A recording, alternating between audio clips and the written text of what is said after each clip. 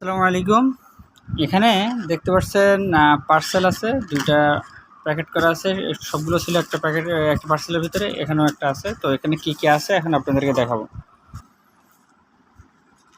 এটা কি থাকতে পারে এর ভিতরে জানো তুমি? দেখা যাক কি আছে। ও, তোমার ফেভারিট না? সুসোদের একটা হিসেবে ফেভারিট। আমি কিন্তু কম সুসো না, কারণ মনে করেন বাইরে যাইতে পারতেছি না, তো কি হয়েছে, সব কিছু বাসায় চলে আসছে। মিউনিস,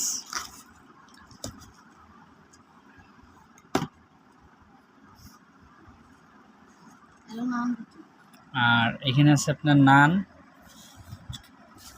আর পলিথিনের ভিতরে যেটা ছিল ওটা হলো তন্দুরি।